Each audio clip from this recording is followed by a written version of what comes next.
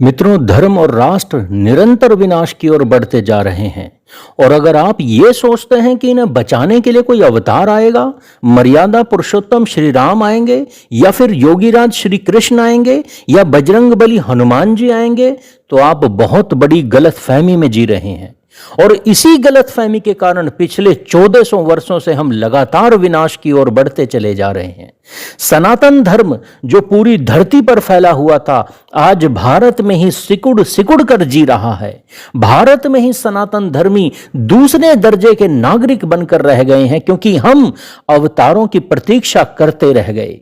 बाबाओं ने काल्पनिक कहानियां सुना सुनाकर यह झूठा भरोसा दिला दिया कि वह परमात्मा प्रहलाद की रक्षा करने भी तो आया था, नरसिंह का रूप लेकर आया था, खंबा फोड़ कर आया था, तो हमारी भी रक्षा करने आएगा। अरे वह तो हाथी की भी रक्षा करने आया था, इसलिए हमारी भी रक्षा करने आएगा।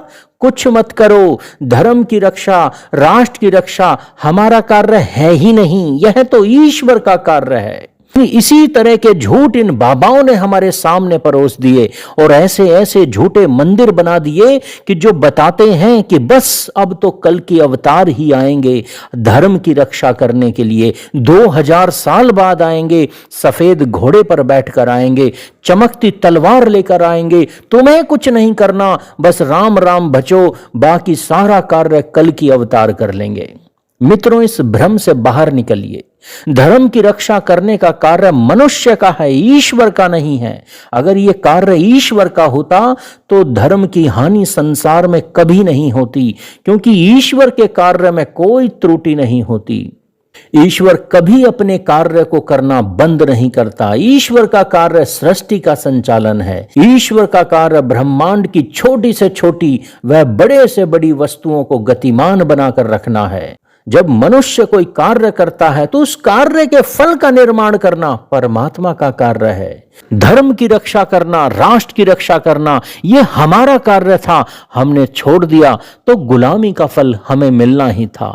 मित्रों, अगर आप धर्म की रक्षा करना चाहते हैं तो श्री राम की प्रतीक्षा करना बंद कर दीजिए। आपको ही श्री राम बनना पड़ेगा, आपको ही हनुमान बनना पड़ेगा, आपको ही दुर्गा बनना पड़ेगा, आपको ही अपनी चेतना के स्तर को ऊपर उठाकर महामानव बनना पड़ेगा।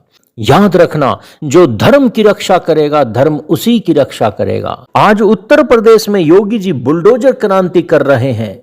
कल अगर वह नहीं रहे संसार में तो इस बुलडोजर क्रांति को करवाने के लिए क्या आप उनके पुनर्जन्म की प्रतीक्षा करोगे? नहीं, यह विवेक नहीं, यह बुद्धि नहीं, बल्कि आपको अगला योगी बनना पड़ेगा। मित्रों, महामानव जब भी संसार में रहते हैं तब तक संसार की रक्षा करते हैं, पर जब वो संसार को छोड़कर पंच तत्वों में विलीन हो जाते हैं तो उनके आने की प्रतीक्षा करते रहना पाप है, अधर्म है, कायरता है।